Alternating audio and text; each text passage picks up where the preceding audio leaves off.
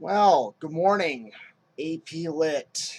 This is mainly for AP Lit. I hope this video finds everyone well. I really struggled what to do this morning, what I was going to teach. And then I thought, well, I'm not really, strictly speaking, supposed to be teaching anything new. So I thought I would review a lesson from early in the year and see how it fits in with the new format for the AP exam. So two things happened this year. Number one, they completely changed the way questions are formatted for the AP exam. They changed the scoring. No more 9-point. Now it's all about 6 points. You get a point for thesis, 4 points for evidence and commentary, and then 1 point for sophistication. So this screenshot that I grabbed, this comes from AP Classroom. This comes from Unit 9. I might actually assign this in AP Classroom for those of you that want to give it a go and practice on it. And this deals with, this is actually, it says question 1, but this is actually question 3. So this is actually question 3. This is actually number 3. So unless they've changed the exam, question 3 is an open question, and this is an open question. What caught my eye about this open question was a couple of things. In some works of literature, supernatural events such as dreams or visions play important roles in the development of the narrative, setting off a series of events as the characters who experience them attempt to respond appropriately and decipher their meaning. These events often serve to reveal or create conflict among or within characters in the narrative. I was like, ooh, hey, if that isn't Macbeth, then I don't know what is. And then I looked down, suggested works. There it is. There it is all day long. All right, so what I want to do is I want to review some of the things that we talked about early in the year, particularly with A Rose for Emily, where we talked about the role that the idea presented in question 3 might play within a narrative. And then, so if you look at the rest of the prompt, either from your own reading or from the list below, choose a work of fiction in which a character is confronted by a dream or a vision that sets such a sequence of events into motion. I mean, had the unfortunate events of closing school not happened, we might very well be talking about this very thing. I mean, this just screams Macbeth. Then in a well-written essay, analyze how the character's response to that dream or vision that result from that response contribute to an interpretation of the work as a whole. So illuminate the work as a whole and interpret the work as a whole. So interpretation, illumination, I'm going to have to say those more or less mean the same thing, and they're trying to make this more specific. So how might this suggest an interpretation? So this is an excellent time to talk about, I did this with my own kids, this is an excellent time to talk about the difference between plot and theme. Plot is what happens.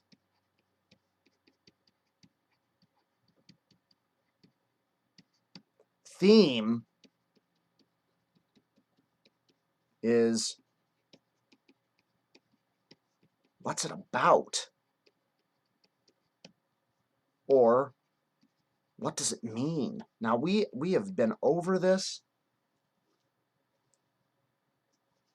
We have been over this and over this.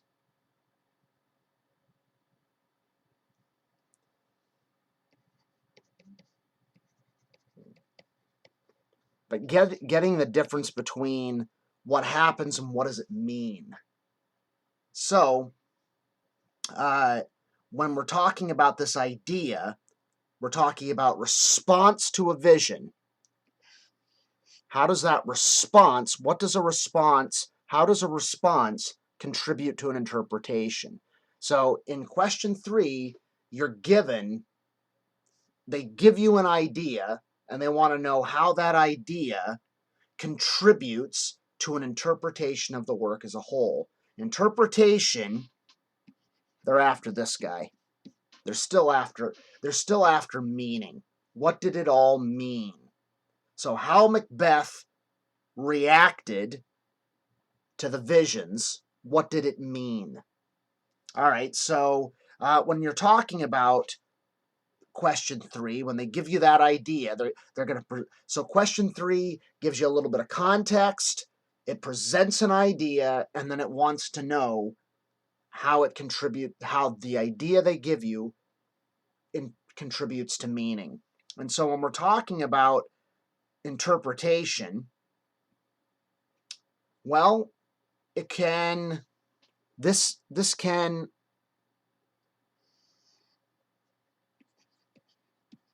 drive the action.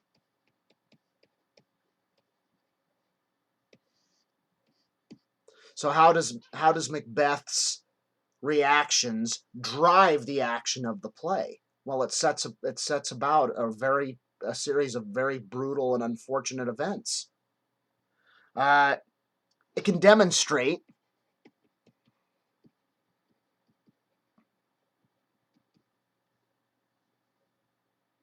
an effect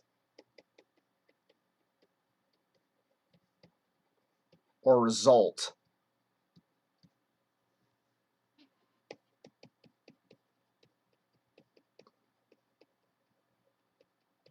So for this slightly tweaked question, let me get my fat head out of the way. So for this slightly tweaked question, remember it used to be illuminates the work as a whole. This is all about contributes to an interpretation.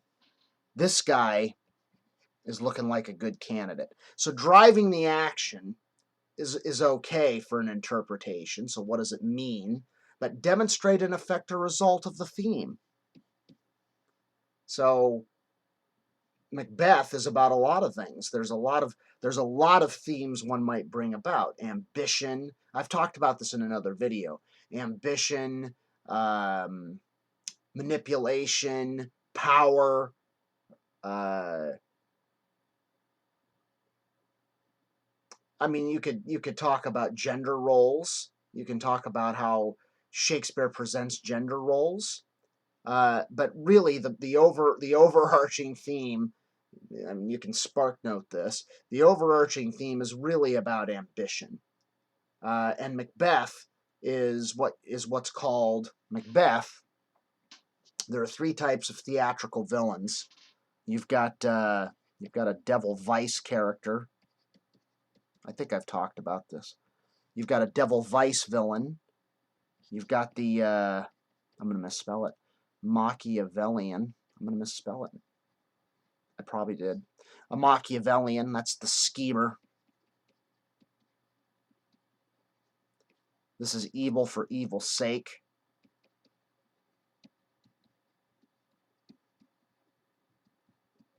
And then you have the overreacher.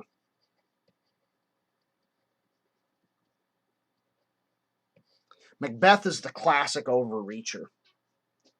So, the character's response, you might talk about how it sets apart, it drives the action, it activates that quality in Macbeth, that he's an overreacher.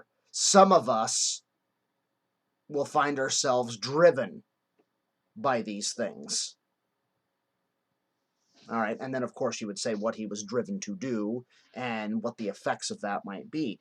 Another thing is this idea can illustrate or provide an example.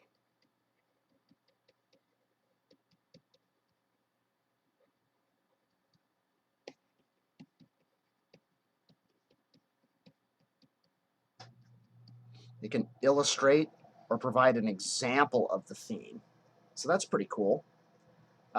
So the character's response to the witch's vision provides an example of the theme, which also ties into that interpretation of the work as a whole. So his response to this is an example of the theme, in which case you could talk about ambition. Cheers. The last thing we talked about was how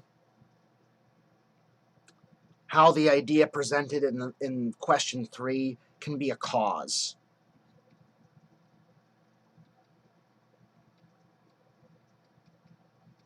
And remember, interpretation is theme. What did it all mean? What did Macbeth mean?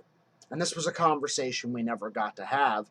Maybe that we'll talk about that in the Zoom conference this Friday. Maybe we'll talk about that. What did it all mean? I mean, and like I said, possible ideas would be Macbeth's ambition. And I talked about this before, but ambition.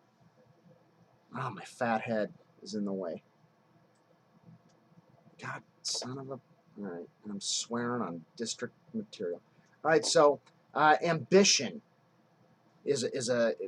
And I hear Miss Diggins screaming. That's not a theme. That's a topic. Well, no, theme topic, a thematic topic. So what you got there is a piece of the question. So ambition. What does ambition do? Ambition. And if you do this, this is where you're going to get into deep, deep trouble. Avoid this. You know what I'm going to say. There are good and bad things. That's going to be a weak thesis statement. Ambition drives us. Although essentially you're going to end up saying that. I mean, essentially that's what ambition does. It drives us, but it can also lead to ruin. It can also push us over the edge. Ambition can actually be quite poisonous to those that are predisposed to violence. Macbeth was already, it's already established, Macbeth was predisposed to violence. One might argue that he carried these things within him, and the witches really, you could use the psychoanalytic lens, the witches' prophecies were things that already lived within Macbeth, that were awakened by those prophecies. How we interpret the messages from ourselves to ourselves, essentially. You could get really deep in there. But the big thing, just to make sure we're not bird walking, the big thing I wanted to highlight, does this give me a different color? Oh, it does give me a different color. All right, the big thing I wanted to highlight is how this idea can drive action, it can demonstrate, it can illustrate, or it can provide a cause. So looking at those things, so these are possible frames of an answer when you're given, if you encounter question 3. At this point, as of the making of this video, we don't know whether it's going to be question 1, a poetry analysis, question 2, a prose analysis, or question 3, an open question. There's a lot of speculation that it's going to be poetry. Because that makes a lot of sense to me, because poetry is self-contained. It doesn't depend on you. It doesn't depend on the kid taking the test having read anything. It also doesn't depend on taking something out of context, like question 2. Question 2 requires you to look at a passage out of context. Question 1, a poetry analysis, it's all right there. It's all self-contained. There's a beginning, middle, and an end for a kid to wrap his or her head around. Question 2, it's a little squishy. And question 3 really does depend on how well read you are. You have to know one of these.